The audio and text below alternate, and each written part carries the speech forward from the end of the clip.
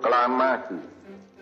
Film diawali pada tahun 1912 di rumah orang tua Soekarno yang terletak di Jawa Timur. Kusno adalah nama kecil Soekarno, sebelum akhirnya sang ayah memutuskan untuk mengganti namanya karena pada saat itu di usia Soekarno yang ke-11 dia sering sakit-sakitan.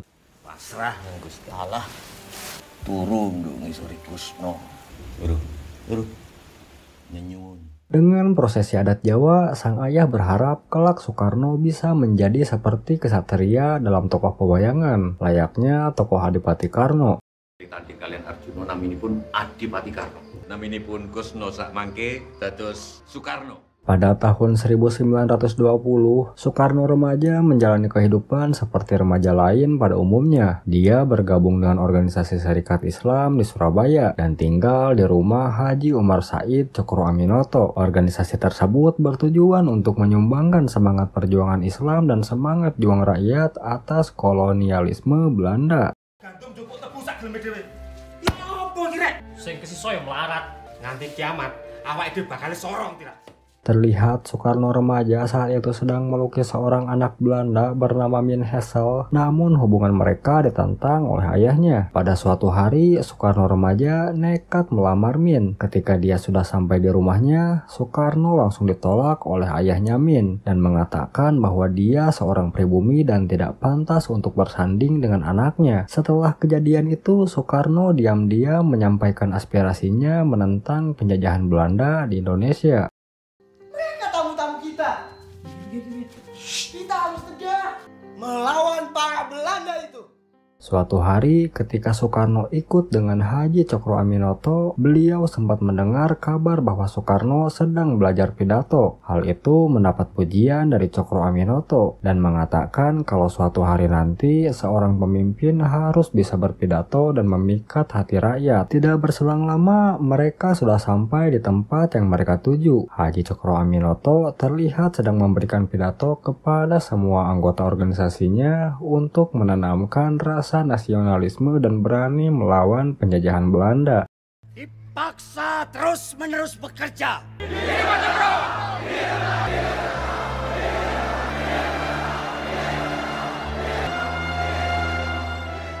9 tahun kemudian, pada 1929, Soekarno menggantikan posisi Haji Cokroaminoto dan mendirikan Partai Nasional Indonesia dan berbagai organisasi lainnya yang bertujuan mengumpulkan masyarakat yang kontra kepada Belanda serta terus menyuarakan aspirasinya tentang kejamnya pendudukan kolonial dan menyemangati masyarakat untuk berani melawan hingga Tanah kita sangat kaya.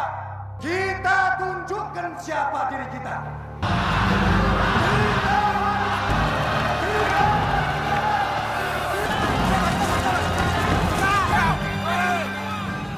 Karena dianggap membahayakan pemerintahan Belanda pada saat itu, Soekarno kemudian ditangkap bersama tokoh PNI lainnya yaitu Gatot Mangkupraja, Supriyadinata, dan Maskun Sunadireja. Mereka dipenjara atas tuduhan pemberontakan. Sementara itu, istri kedua Bung Karno yang bernama Inggit Garnasih mengetahui penangkapan suaminya dan segera mengumpulkan dukungan dari masyarakat untuk membebaskan Bung Karno. Terima kasih. Kami akan mendukung Bung Karno mati-matian. Pada tanggal 18 Agustus 1930, Soekarno dan ketiga temannya diadili. Pada masa pengadilan ini, Soekarno menulis pidato Indonesia Menggugat dan membacakannya di depan pengadilan sebagai gugatannya yang berisi tentang penderitaan rakyat yang selalu tertindas dan hanya berpenghasilan Rp60 per tahun, sedangkan orang kulit putih berpenghasilan Rp9.000 per tahun. Saya serahkan jiwa raga ini.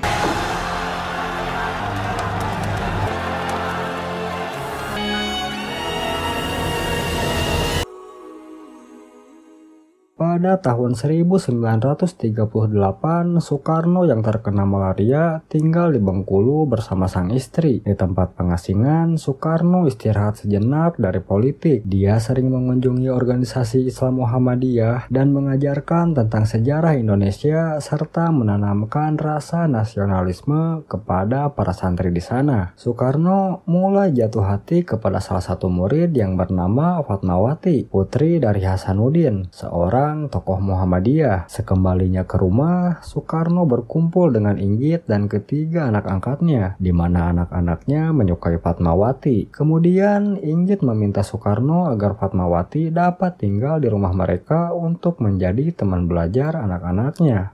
Kalau memang pinter, ajak atuh dia tinggal di sini. Gimana, Kus? Di malam harinya, Fatmawati menerima permintaan Inggit. Kedua keluarga ini pun bertemu dan juga para pedagang desa datang menemui Soekarno. Keesokan harinya, Fatmawati mulai belajar sejarah dari Soekarno. Hubungan mereka perlahan semakin dekat, namun bukan seperti ayah dan anak. Hitler akan masuk Indonesia ya, Pak? Ingin menguasai dunia. Nanti dan seluruh rakyat Indonesia bisa melihat kemerdekaan Indonesia.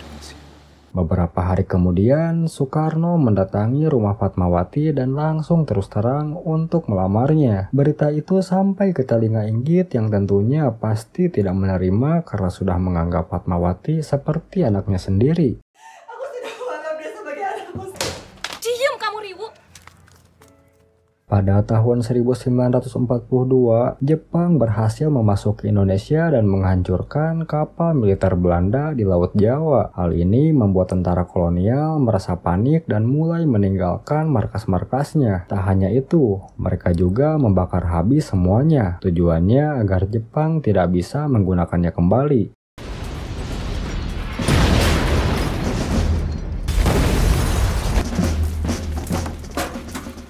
Soekarno dan keluarganya segera diperintahkan untuk diasingkan dan dijauhkan dari pengaruh Jepang. Sejak saat itu, Soekarno berpisah dengan Fatmawati. Namun, pihak kolonial kalah cepat, di mana di perjalanan Jepang berhasil menghadang mereka. Di kala itu, pasukan Nippon yang dipimpin oleh Sakaguchi langsung menghabisi semua tentara Belanda.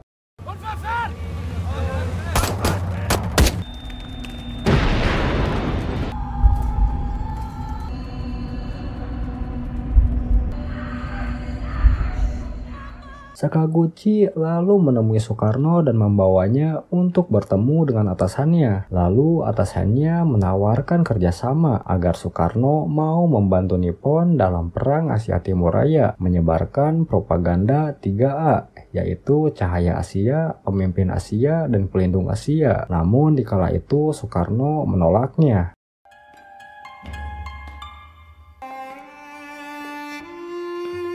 Yang aku hadapi adalah raksasa baru.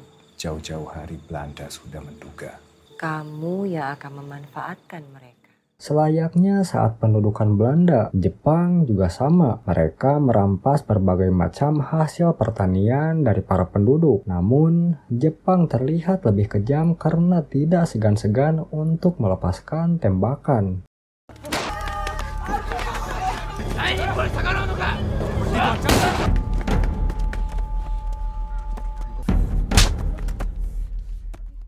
Di malam harinya, kekejaman Nippon kembali terjadi. Terlihat para perempuan desa diculik oleh tentara Nippon untuk dijadikan pemuas nafsunya. Soekarno lalu bermusyawarah dan mengusulkan untuk mendatangkan para pelacur agar para tentara Nippon tidak lagi bertindak kejam kepada masyarakat. Hal itu sempat ditentang, namun akhirnya usulan Soekarno disetujui.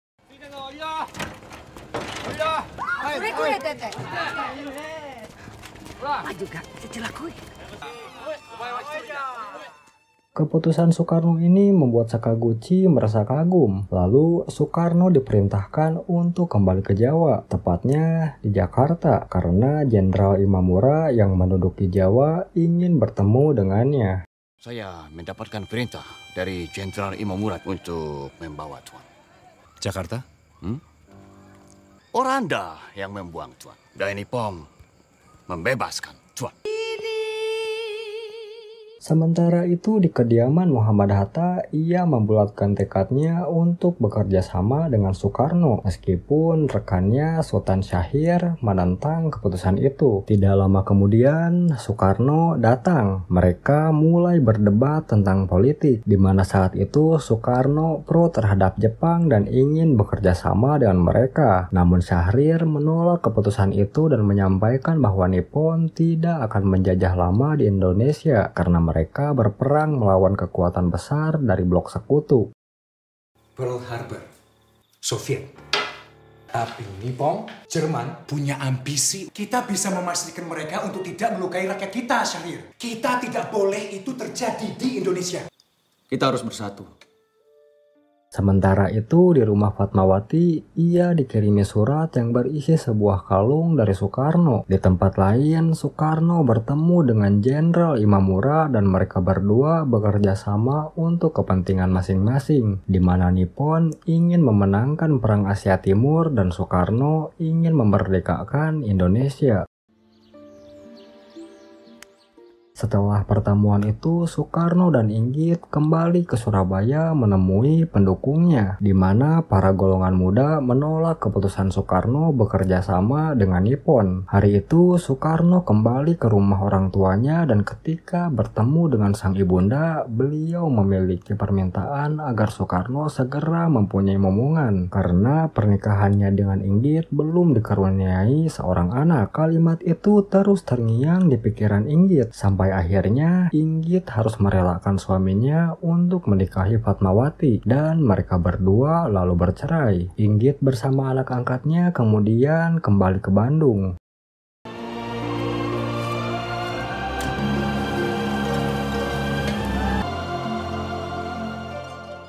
Di tengah kemelut rumah tangganya, Soekarno-Hatta dan golongan tua Ki Hajar Dewantara dan Kiai Haji Mas Mansur mendatangi kediaman Jenderal Imamura, namun mereka tidak bertemu dengan Jenderal Imamura dan yang menemui mereka hanya Jenderal Harada yang menggantikan Jenderal Imamura. Hal ini tidak sesuai ekspektasi Soekarno dan Hatta.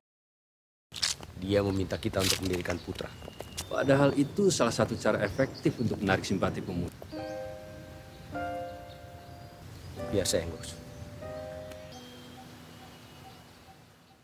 Setelah kepergian Inggit, Soekarno mengirimkan surat lamaran untuk Fatmawati dan direncanakan akan pergi ke Jakarta pada tanggal 1 Juni 1942. Singkat cerita, Fatmawati sampai di Jakarta dan menjadi istri sah Soekarno, kemudian mengandung anaknya.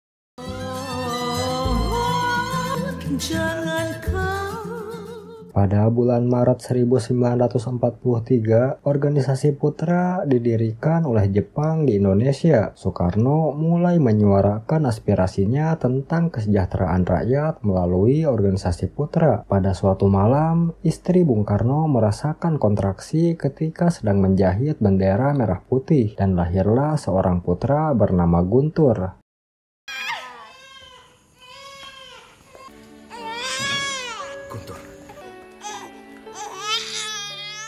Beberapa bulan kemudian, Soekarno kedatangan tamu yang ternyata adalah teman lamanya ketika di penjara, yaitu Gatot Mangkupraja dan rekannya Wikana. Mereka kemudian mulai membicarakan tentang rencana Jepang yang ingin memberikan kemerdekaan ke Indonesia. Sementara itu, tujuan dari Gatot menemui Soekarno adalah ingin membicarakan untuk membentuk organisasi PETA atau Pembela Tanah Air yang kelak ingin dijadikan sebagai Tentara Nasional Indonesia. Gatot meminta Soekarno untuk meyakinkan para pemuda agar masuk PETA.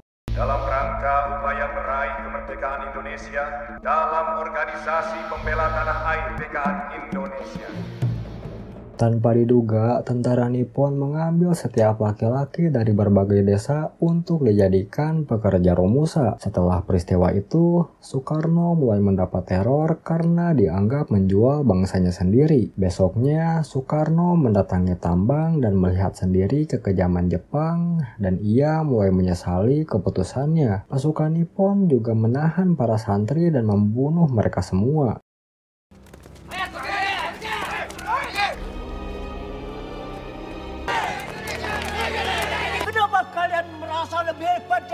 Nabi.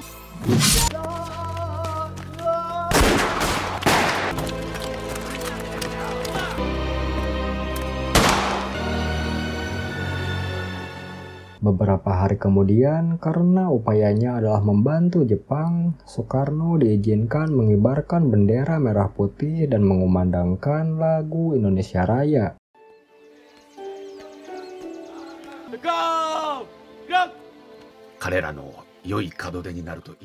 Soekarno dan Hatta kemudian datang ke kediaman Laksamana Muda Maeda, di mana sebelum Jepang resmi memberikan kemerdekaan, ia menyarankan agar bentuk negara Indonesia adalah kerajaan, karena akan lebih mudah jika bekerja sama dengan Jepang. Namun, Soekarno dan Hatta tidak menyetujui bentuk negara tersebut. Soekarno menginginkan bentuk negara Indonesia adalah kesatuan, karena ia ingin menyatukan seluruh Nusantara dengan berbagai adat, suku, agama, dan budayanya. Lalu Hatta menyangkal, jika seperti itu, maka kemungkinan di masa depan akan ada ketimpangan dan konflik antar daerah. Soekarno kemudian mengusulkan untuk membentuk badan yang mendukung kemerdekaan, yaitu BPU-PKI. Namun badan itu ditentang oleh para golongan muda yang ingin membuat badan sendiri bukan dari Jepang. Membentuk badan persiapan kemerdekaan Indonesia. Kita harus bentuk badan sendiri. Apa yang kalian lakukan ini akan mengacaukan semua. Sekarang kalian pulang dan percayakan kepada kami. Aku ingin kemerdekaan yang selamat. Pada tanggal 1 Juni 1945, sidang BPU-PKI pertama dilaksanakan untuk memutuskan dasar negara Indonesia. Karena banyaknya suku dan agama di Indonesia menyebabkan perbedaan pendapat dan mengakibatkan kekacauan. Lalu Soekarno dengan gagah menyampaikan pidatonya mengenai dasar negara Indonesia, yaitu terdiri dari 5 asas. Yang pertama, persatuan untuk seluruh bangsa Indonesia. Yang kedua, peri kemanusiaan. Yang ketiga adalah mufakat dalam permusyawaratan. Yang keempat adalah kesejahteraan sosial bagi seluruh rakyat. Dan yang terakhir adalah bertakwa kepada Tuhan Yang Maha Esa menurut agamanya masing-masing. Itulah dasar negara Indonesia yang disebut Pancasila. Bagi seluruh rakyat Indonesia, Tuhannya menurut agama masing-masing. Maka dari itu, kita saling menghormati satu sama lain. Pancasila.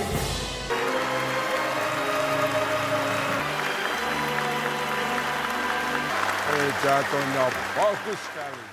Pada tanggal 12 Agustus 1945, Soekarno dan Hatta terbang menuju Vietnam ke kediaman Laksamana Terauchi, komandan tertinggi di Asia Tenggara, dan di sana mereka mendapatkan kabar baik bahwa Indonesia telah bebas dari Jepang dan dipersiapkan untuk mengumumkan kemerdekaannya. Indonesia sudah bebas dari Jepang. Kemerdekaan Indonesia adalah hadiah terhebat seumur hidupmu, Bung. Sekembalinya ke Jakarta, Syahrir mendatangi mereka dan meminta untuk menolak kemerdekaan dari Jepang dan memproklamirkan sendiri. Namun, keputusan Soekarno masih berseberangan dengan Syahrir, membuat Syahrir kesal kemudian pergi. Di tempat lain, golongan muda mengumpulkan massa dan memaksa Soekarno untuk segera memproklamirkan kemerdekaan Indonesia. Namun, Soekarno tetap menolak karena ia ingin merdeka tanpa pertumpahan darah. Hatta lalu datang ke rumah Soekarno dan ia juga sejalan dengan Soekarno bahwasanya memproklamirkan kemerdekaan harus tepat dan jangan gegabah. Ada apa? Kami tidak takut. Kami tidak mau gegabah. Kamu akan apa? Ini, leherku. Pada tanggal 16 Agustus 1945, Soekarno dan Hatta dibawa oleh golongan muda yang dipimpin oleh Wikana ke Rengas Dengklok untuk diasingkan dari pengaruh Jepang. Syahrir yang mengetahui hal ini pun kesal dan meminta untuk membawa Soekarno dan Hatta kembali ke Jakarta. Ahmad Subarjo dari golongan tua yang mengetahui Soekarno diasingkan bergegas menjemputnya ke Rengas Dengklok dan mereka diminta kembali kembali ke Jakarta untuk segera memproklamasikan kemerdekaan Indonesia. Setelah kembali ke Jakarta, Soekarno-Hatta menemui pimpinan Jepang. Namun pihak Jepang malah mengingkari janjinya untuk memberikan kemerdekaan dan sempat terjadi perdebatan sengit.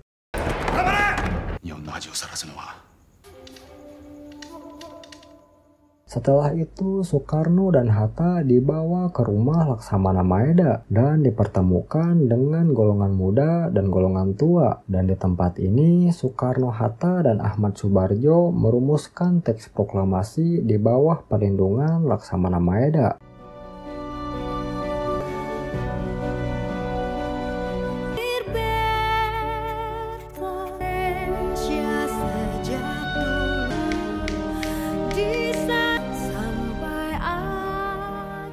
Soekarno kembali pulang keesokan paginya dengan kondisi kesehatan yang menurun. Berita mengenai pembacaan naskah proklamasi ini menyebar ke seluruh kota, membuat massa berbondong-bondong menuju kediaman Soekarno. Setelah Hatta datang ke rumah Soekarno, Soekarno melawan rasa letihnya kemudian berpidato dengan semangat di depan semua masyarakat.